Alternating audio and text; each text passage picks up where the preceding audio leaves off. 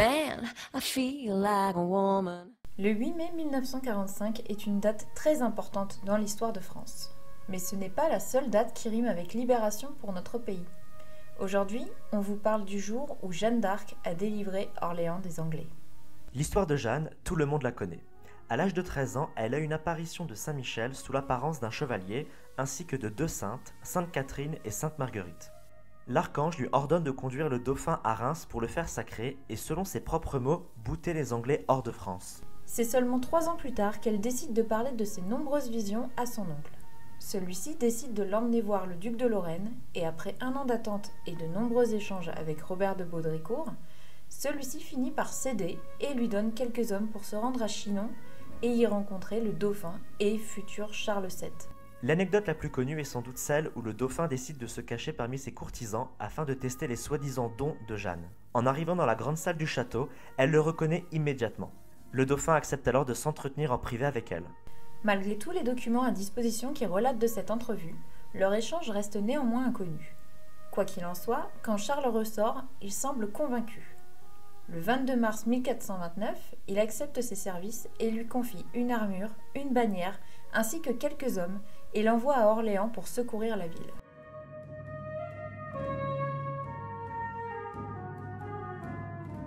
Avant l'arrivée de Jeanne, Orléans est donc au bord de la reddition. La ville n'a plus de ressources et est épuisée. Depuis le 12 octobre 1428, Orléans est assiégée par les Anglais en pleine guerre de 100 ans. Ils occupent le nord de la France et la Loire fait office de frontière entre les deux territoires. Ce siège est donc stratégique pour les Anglais car Orléans est la porte d'entrée qui protège le sud du pays. Il y a donc un enjeu capital à reprendre la main sur la ville.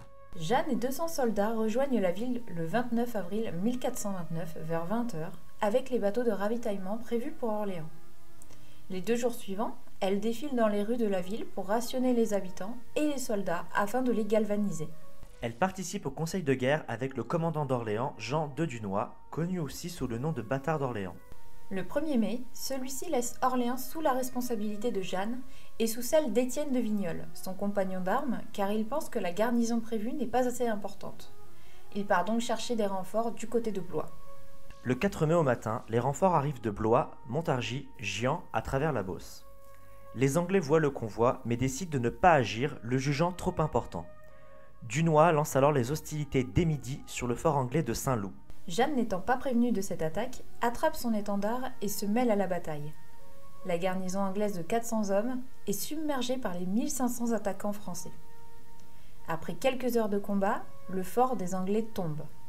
Jeanne décide d'épargner la vie de quelques prisonniers ennemis. 2 jours plus tard, le 6 mai au matin, il est décidé que les bastions anglais de la rive sud, qui sont les plus faibles, seront attaqués. Après l'un des nombreux discours de Jeanne, les habitants d'Orléans souhaitent participer à la libération de leur ville. Ils créent alors une milice et rejoignent l'armée. Jeanne pousse les commandants à accepter cette aide. D'abord réticents, ils finissent par accepter. Le pont reliant la rive nord à la rive sud ayant été détruit par les Anglais, les Français traversent la Loire sur des bateaux et barges. Ils accostent sur l'île Saint-Aignan, puis de là, ils arrivent à la rive sud par un pont de bateaux.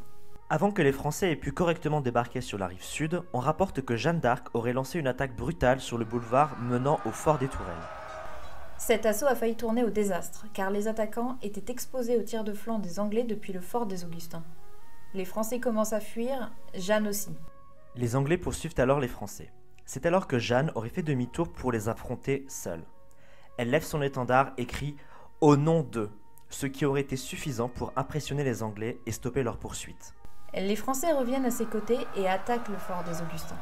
Après de violents combats qui durent toute la journée, le fort est finalement pris juste avant la nuit. Jeanne, blessée au pied lors de cette attaque, retourne à Orléans le soir même pour se soigner. Le lendemain matin, le 7 mai, on lui demande de ne pas prendre part à l'assaut final sur le fort des Tourelles sur la rive sud, mais celle-ci refuse à la grande joie des habitants d'Orléans. La journée passe, plusieurs tentatives sont effectuées pour prendre le fort, en vain. Le soir arrivant, Dunois conseille d'attendre le lendemain pour continuer l'attaque. Jeanne s'en va prier un temps, puis revient au camp. Elle attrape alors une échelle et lance elle-même une attaque frontale sur le fort des Tourelles. Elle crie aux soldats français « Tout est vôtre et y entrez ». Les Français se précipitent alors derrière elle. C'est à ce moment-là que Jeanne reçoit un carreau d'arbalète dans l'épaule et est mise en retrait. Les rumeurs de sa mort remontent le moral des défenseurs anglais et descendent celui des Français. Selon des témoignages, elle arrache elle-même la flèche et retourne sur le champ de bataille, ce qui remobilise les Français. Ils repoussent alors les Anglais dans le dernier bastion des tourelles et le fort sera pris dans la soirée. Les pertes du côté des Anglais sont lourdes, près d'1 millier de morts et 600 prisonniers. En revanche, bonne nouvelle, 200 Français prisonniers dans le fort sont libérés. Au matin du 8 mai, les Français repoussent les derniers Anglais présents au nord de la ville et Orléans est enfin libéré. Certains des commandants français proposèrent alors une attaque pour détruire l'armée anglaise démoralisée, mais Jeanne d'Arc l'aurait interdit du fait que l'on était un dimanche.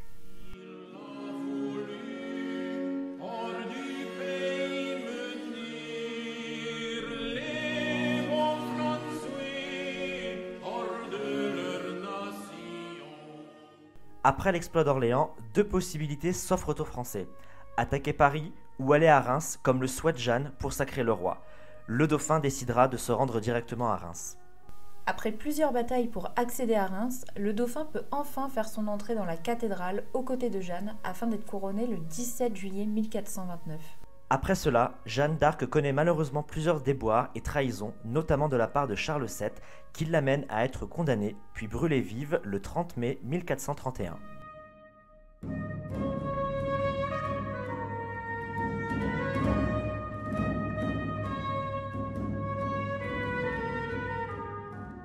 Merci à tous pour votre soutien et votre écoute. Vous retrouverez tous les éléments cités dans ce podcast en description si vous souhaitez en savoir plus sur les batailles et la libération d'Orléans. N'hésitez pas à vous abonner pour ne pas rater de prochains épisodes. À bientôt!